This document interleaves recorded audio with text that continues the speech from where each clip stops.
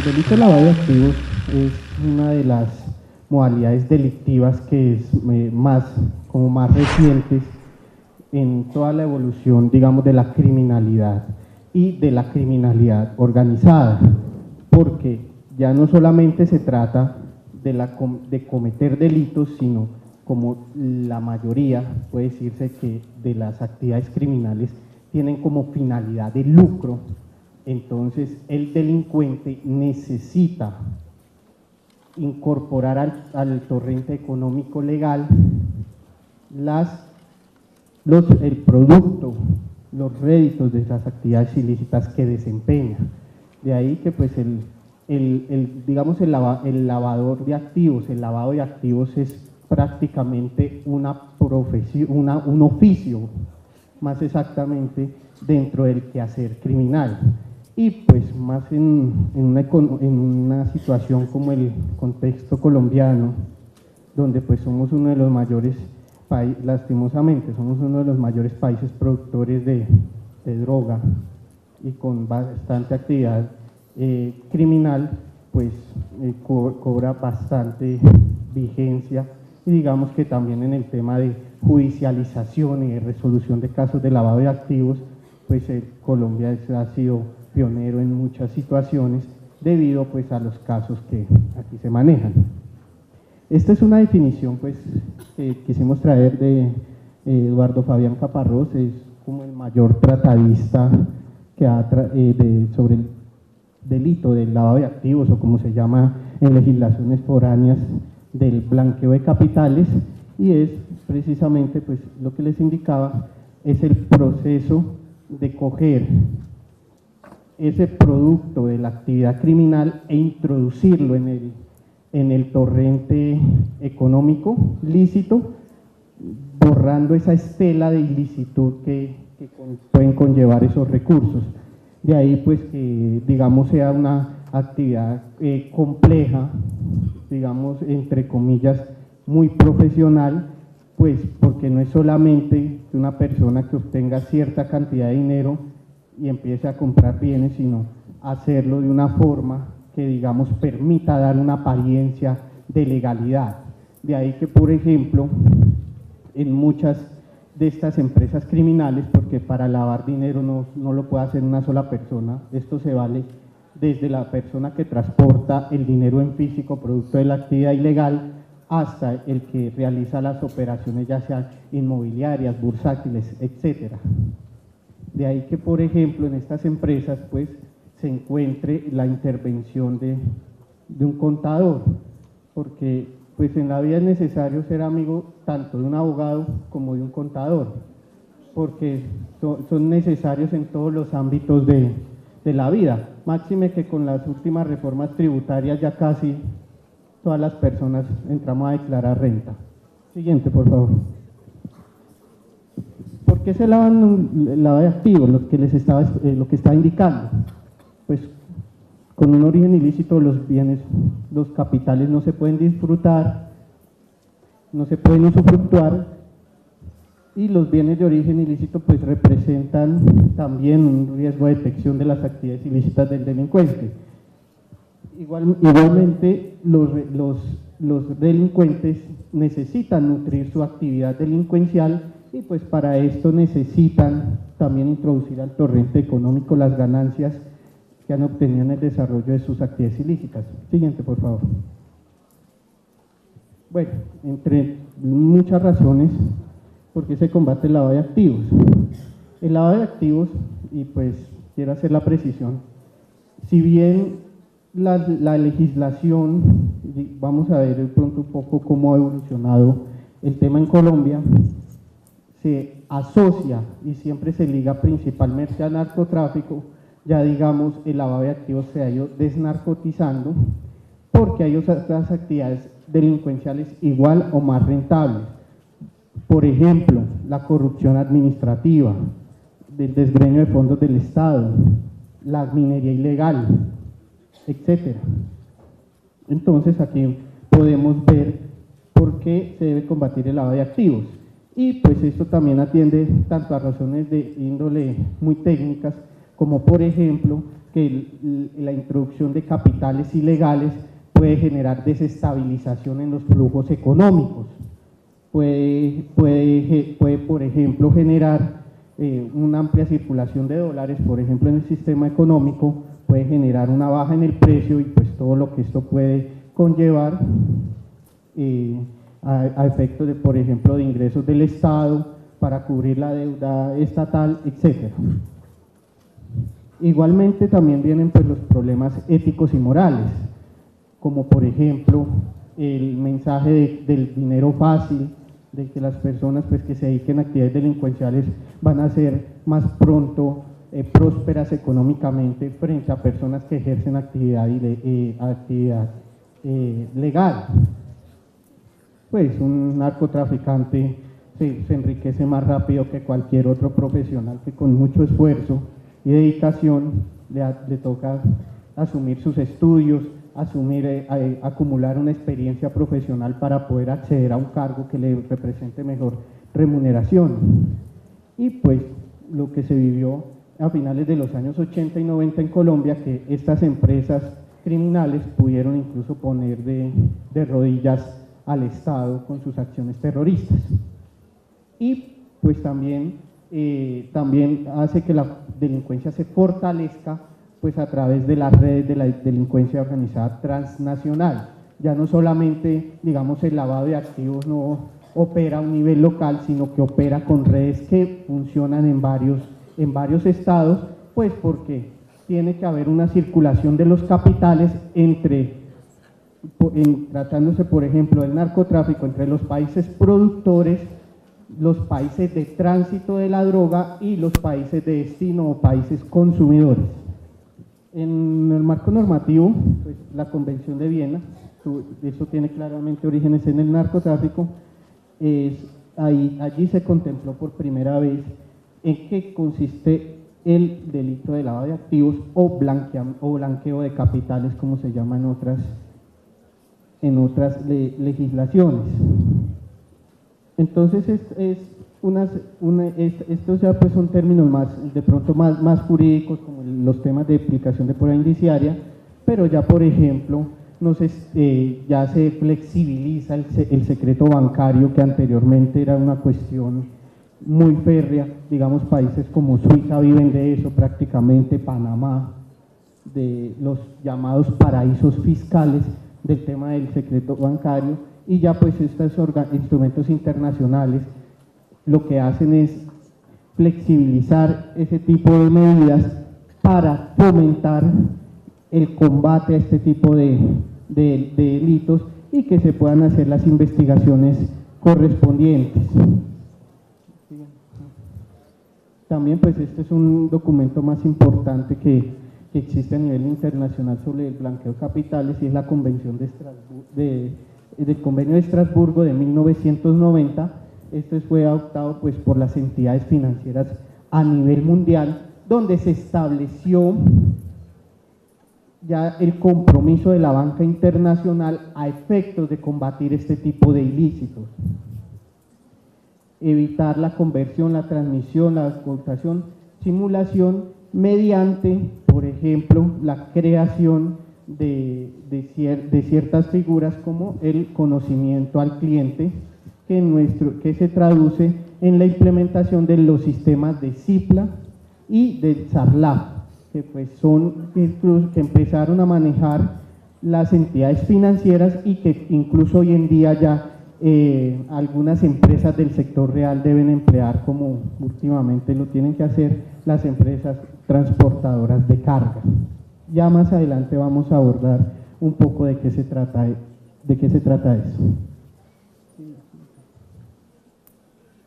Igual aquí en la diapositiva se puede observar pues qué se busca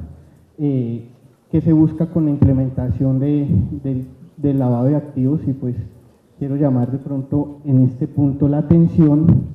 y es en el tema de la complicidad, porque ya nuestra Corte Suprema de Justicia, Sala de Casación Penal, por ejemplo, a los revisores fiscales les indica ya también son partícipes en el lavado de activos. Personas que, por ejemplo, contadores públicos que firman estados financieros que no son apegados a la realidad, no solamente genera penalización por falsedades en documento, ya sea privado o público, sino que también como estos documentos son utilizados con el fin de lavar activos, ya las personas que han participado en este tipo de organizaciones criminales son sujetos del derecho penal y por lo tanto ya se han impuesto condenas en este tipo de organizaciones, incluso a los contadores y a los revisores fiscales que intervienen en la realización de los estados financieros, quienes los suscriban o quienes lo avalen los mismos. A efectos de combatir el lavado de activos, se creó el Grupo de Acción Financiera Internacional, el GAFI. Nosotros, Colombia está inscrita al GAFI Sud, que pues, tiene su sede en Argentina, y allí hay un grupo de recomendaciones, tanto jurídicas como ya de operatividad frente al combate del lavado de activos. Ya vamos a ver cómo es la estructura del tipo penal donde se habla de un delito subyacente, porque luego la perseguibilidad del delito subyacente, así se haya cometido en el extranjero, porque estas redes funcionan transnacional, y muy importante, por ejemplo, la creación de las unidades de inteligencia financiera. Las unidades de inteligencia financiera, lo que sucede en nuestro caso, la ley 526 del 99 creó la UIAF, Unidad de Inteligencia de Análisis Financiero, y allí es donde las entidades que están obligadas a reportar, sean estas del sector financiero o sector real, es la que analiza la información y determina qué posibles operaciones que involucren blanqueo de capitales se pueden estar cometiendo, y de allí sale la información para que la Fiscalía General de la Nación judicialice y se lleven a cabo los procesos penales. También la cooperación internacional es una cooperación internacional muy expedita, comparten sistemas de información, comparten información, y pues también el tema de la inoponibilidad del secreto bancario frente a investigaciones administrativas y judiciales, y ahora más actualmente frente a investigaciones adelantadas por las autoridades tributarias o fiscales de cada país. También está la declaración de los principios del Comité de Basilea del año 88, allí donde se obligó a las personas, a los primeros productos financieros que deben reportar, encontramos el listado, también el tema de la corrupción, la protección de empleados y pues el tema de los países fiscales. Ya por ejemplo, aquí vamos a ver más adelante,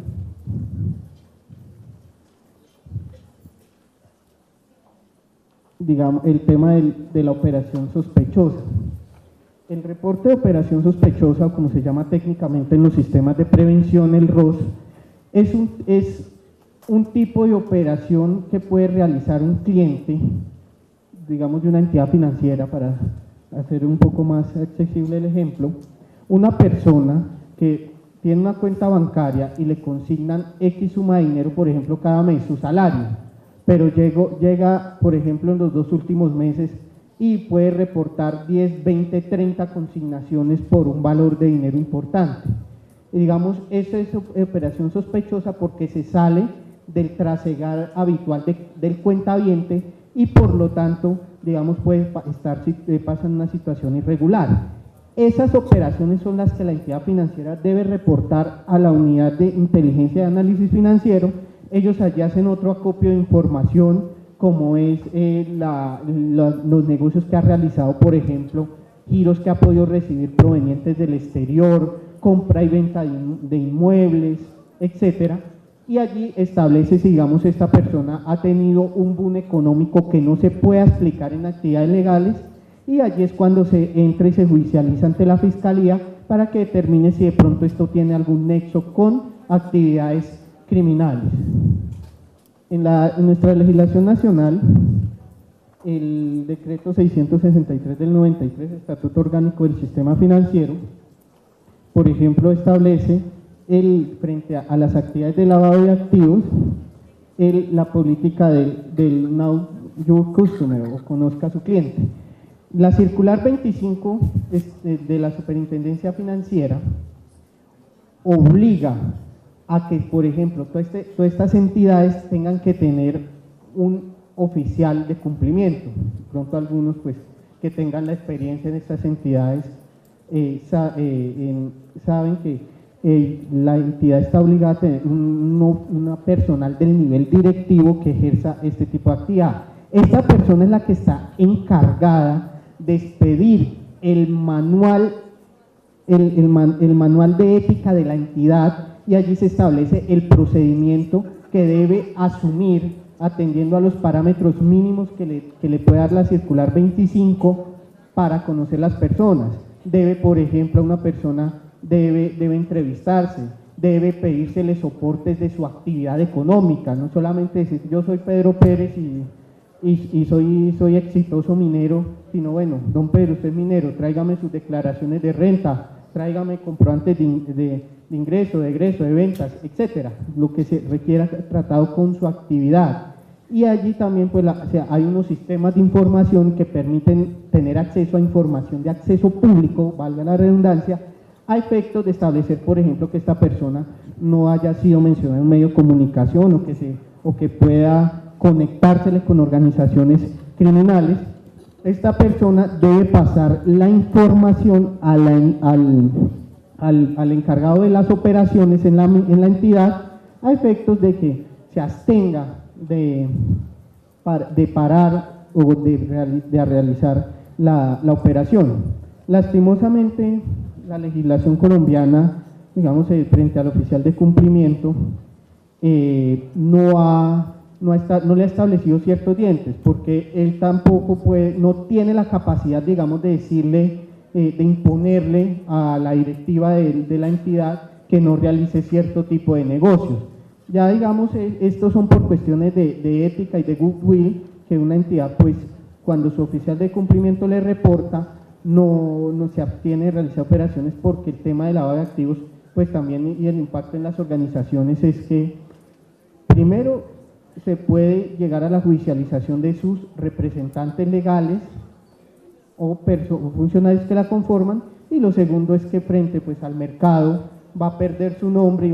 y la gente va a evitar a negociar con esas empresas. Máxime que, por ejemplo, también tiene el riesgo de ser incluida en listas como en la lista de financiación del terrorismo de las Naciones Unidas o en la lista OFAC, que más comúnmente conocida como la lista Clinton, que prácticamente persona o entidad que ingresa ahí pues tiene una muerte civil, porque ningún banco le va a prestar dinero, ni nadie va a querer realizar negociaciones con ellos. La ley 526 del 99 en Colombia creó la unidad de inteligencia de análisis financieros. Es una entidad de carácter netamente administrativo, incluso la información que ellos aportan en los procesos, como se dice su nombre, es de inteligencia, pues no tiene ningún valor probatorio, y ellos son los encargados de hacer informes y de valorar en qué momento deben ser judicializados ante la Fiscalía General de la Nación. También tenemos pues la resolución externa número 8/2000, que habla de los mecanismos de control en las operaciones del mercado cambiario, y pues allí se indica que, por ejemplo, cualquier operación que supere los $10.000 o en pesos 10 millones debe ser reportada ante el encargado del mercado cambiario, que es el Banco de la República, que es allí a través de la que se canalizan todas las operaciones bancarias, las operaciones de cambio, a efectos de evitar que la dispersión de, por ejemplo, el ingreso de divisas al país pueda generar la actividad de lavado de activos. Incluso pues los mercados, los bancos privados que hacen operaciones de cambio deben canalizarlas a través del Banco de la República. En el ámbito penal, en el año 95 fue que se estableció primera vez como una modalidad de lavado de activos, que era frente, digamos, a una agravante de la receptación. ¿Qué es la receptación? La receptación es la actividad que puede hacer una persona para ocultar de la autoridad el producto de actividades delictivas. Luego, en el 97 ya se tipificó como un delito autónomo. El lavado de activos y la última reforma es del año 2006 en la ley 1121. El lavado de activos, cuando tenemos una aproximación a la descripción que hace el texto legal, la cual se cita en la diapositiva, tiene varias conductas, o lo que llamamos nosotros en el derecho, varios verborrectores, que son las acciones que se hacen para evitar, para transformar, resguardar, etcétera, aquellos bienes, recursos provenientes de actividades ilegales, que son las actividades que menciona la norma. Digamos, a diferencia de por ejemplo, la legislación española, nosotros manejamos un tipo penal que llamamos cerrado. Digamos, únicamente se incurre en lavado de activos cuando se transforman, voy a usar el término pues, más genérico, bienes o recursos que tengan orígenes en este tipo de actividades únicamente. Ya si frente a otro tipo de actividades delictivas será un delito de receptación, incluso no podrá haber delito. Entonces, digamos, también llama la atención que no solamente es narcotráfico, sino que hay otro número de actividades delictivas que pueden configurar este tipo penal. Y pues maneja una pena de 8 a 22 años, o sea, es un delito grave, que incluso no admite la excarcelación, y con la reforma de la ley 1453 de 2011, es incluso un delito que no admite ni subrogados penales, es decir, lo que ustedes escuchan en medios de comunicación, prisión domiciliaria, descontar por tiempo, sino que debe pagarse en físico, y quedó con una pena hasta de 30 años.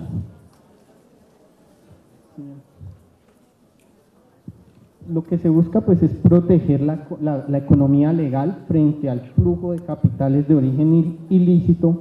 pues en detrimento de todos los factores económicos, también de la cuestión ética, el mensaje preventivo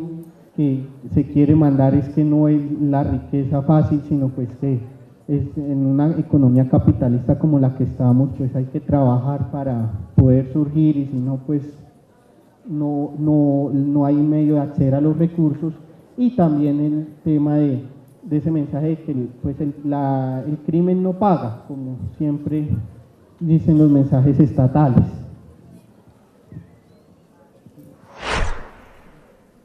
Bueno, estas son las conductas, pues pronto por tiempo pues no vamos a enfocarnos en cada una de ellas. Bien. Hay que tener en cuenta que para incurrir en un delito de lavado de activos, ya sea el autor o partícipe, no debe demostrársele que la persona quiere enriquecerse, únicamente por hacer alguna de las acciones que describe la norma o por participar en esas empresas que se dedican a la organización criminal, no se puede incurrir en el delito. Y debe tener su origen en alguna de las conductas descritas en el tipo penal, pues de resto es un tipo de penal clausurado y no admite pues más allá de ese tipo de delitos, que son los más graves que ha considerado el legislador, que puede dar lugar a una conducta de lavado de activos.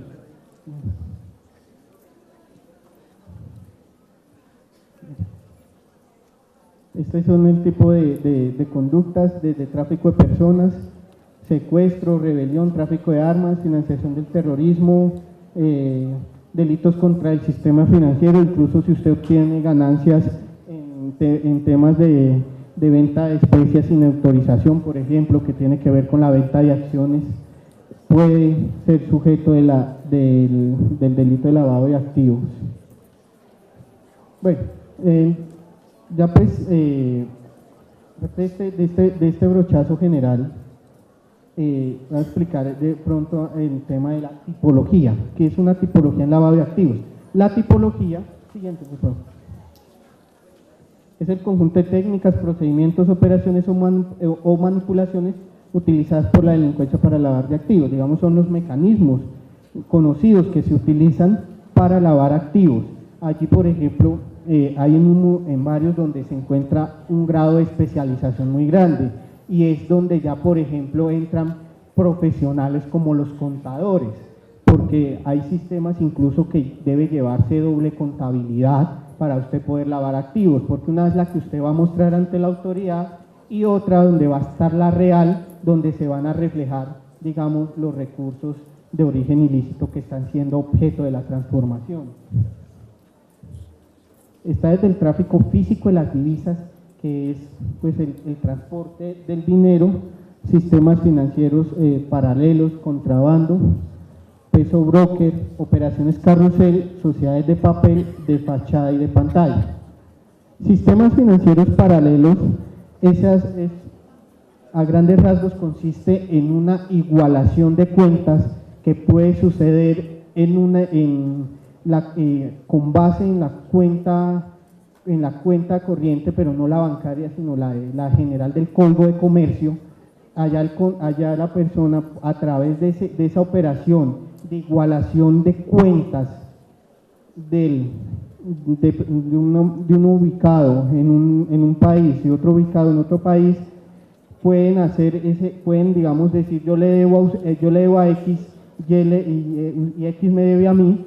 pero digamos en papeles, porque no se ha presentado, digamos, ninguna prestación de ningún bien ni de ningún servicio, y únicamente hacemos esa compensación de cuentas para que a mí me ingrese un dinero de origen ilícito que proviene de ese país.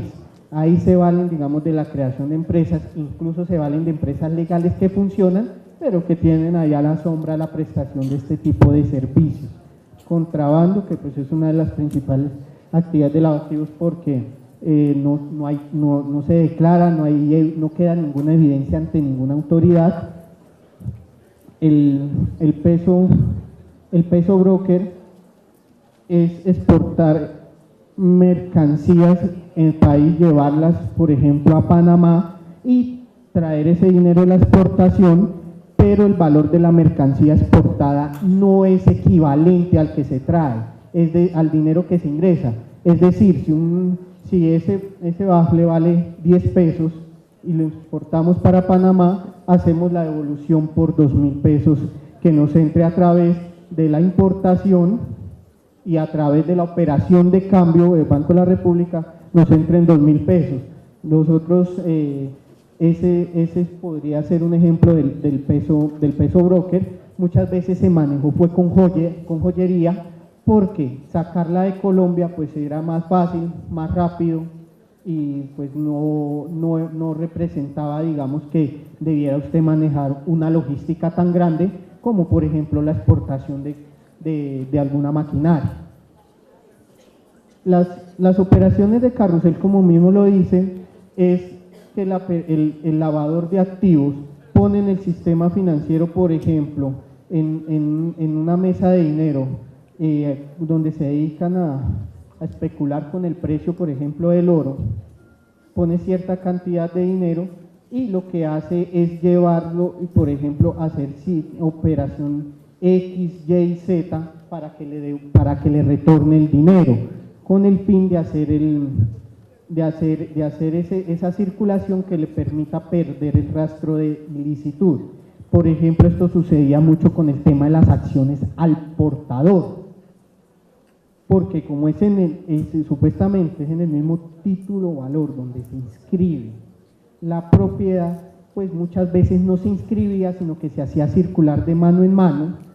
pero la persona incluso era una circulación ficticia, porque las más de las veces siempre tenía en su poder el título físico, pero digamos en la bolsa, a través del intermediario del mercado cambiario, sí lo hacían circular por el sistema que manejaba la bolsa de valores. Entonces esto le permitía, usted seguía siendo el dueño de ese título, pero a través de unas ventas usted se iba, supuestas ventas, usted lo iba haciendo circular para que se lo desligaran de ese origen ilícito que podría tener. Sociedades de papel, que es una modalidad muy socorrida, es que se crean empresas, pero estas empresas primero no se paga el capital con el cual se suscriben y ni siquiera ejercen su objeto social. Es decir, existen solo en el papel y, por ejemplo, usted las ve propietarias de muchos bienes inmuebles, pero ni siquiera se dedica a una actividad inmobiliaria y se valen las personas de utilizar este tipo de empresas con el fin de poner a su nombre bienes ilícitos y no tenerlos a nombre de personas naturales para evitar que sean perseguidos por las autoridades. Sociedades de fachada, a diferencia de la sociedad de papel, sí funciona, ejerce una actividad lícita, pero a la sombra se legalizan capitales a través de ella. Por ejemplo, un tema muy sonado es el tema y pues también que ya se han hecho judicializaciones con el tema de las llamadas residencias o de los moteles. Es como de pronto, bueno, personas que hayan ingresado a este tipo de establecimientos podrán notar que allí no se hace registro alguno del huésped. Entonces, lo que se hace en esta modalidad, pues hablando digamos de una forma antitécnica, es si ingresaron en realidad 5 huéspedes, el lavador dice que ingresaron 30 y con eso dice que ese fue el ingreso del establecimiento y pues es una forma de legalizar activos y atendiendo a que es una actividad que es muy difícil de controlar porque ya va pues el derecho a intimidad de las personas y pues el negocio de estos establecimientos está y el éxito en que no registra a las personas, a diferencia de un hotel. En un hotel usted sí se tiene que registrar, en este tipo de establecimientos no se tiene que registrar. Las sociedades de pantalla, estos son pues ya digamos a nivel transnacional, son sociedades que por ejemplo pueden cotizar en la bolsa, hacer operaciones allí, pero la sociedad como tal solamente existe electrónicamente, tampoco existe físicamente. Pero ya digamos, esto es como una evolución también, pues porque el mercado cambiario, el mercado de las acciones ha ido evolucionando y pues es totalmente electrónico. Allí pues tienen mucha incidencia también los intermediarios del mercado cambiario que se prestan para este tipo de actividades. Bueno, ¿y qué tiene como efectos el lavado de activos? Pues el comiso, que es la retención de los bienes, valga el uso del término, para un proceso penal, o en Colombia que manejamos la acción de extinción de dominio, que pues es digamos una acción de las más agresivas que existen en nuestro ordenamiento jurídico, porque allí no se necesita que el delincuente sea el propietario de los bienes, puede recaer sobre cualquier bien, sobre cualquier derecho real sin importar quién detente la propiedad, desde que se establezca la utilización del bien para las actividades ilícitas o que sea producto de aquellas, se puede el Estado iniciar un trámite especial, que es un procedimiento especial y en el cual se revierte la propiedad a favor del Estado por los bienes que digamos han sido utilizados en este tipo de actividades. Bueno, yo quisiera de pronto hacer una última reflexión, ya que hemos vivido pues en estos años en la experiencia en el campo profesional, más desde la Fiscalía, y pues ustedes como futuros contadores y profesionales en esta actividad, y es la situación de que de primero pues que ustedes digamos eviten firmar balances, estados contables, información financiera de pronto de las que ustedes no les pueda soportar su cliente, porque muchos de esos documentos donde ustedes dan fe pública, que es el tema de la anterior conferencia, son utilizados para realizar este tipo de actividades y de pronto más allá también de la cuestión ética, y moral que puede implicar para el ejercicio de la profesión, digamos, está en riesgo es también hasta la propia libertad del contador, porque incluso cuando esos documentos que ustedes firman, por ejemplo, un revisor fiscal que avale unos estados financieros, que ingresen a un proceso judicial como prueba, ya la Corte Suprema indicó que usted simplemente no incurre usted ahí se le da un tratamiento de funcionario público, le aplican el dispositivo amplificador, que es tenerlo como funcionario público. ¿Por qué? Porque usted está dando fe para un proceso judicial, y si eso es contrario a la verdad, usted incluso puede incurrir en falsedades en documento público agravado por el tema del uso en la prueba judicial. Es decir, que ustedes tienen que tener de cuidado que este tipo de documento, cuando ustedes estén dando fe pública, estampando su firma con su tarjeta profesional, certificándole, mire, X se ganó cierto ingreso, yo los invito a que de pronto el día de mañana, cuando lo estén haciendo, no solamente, digamos, es por ganar,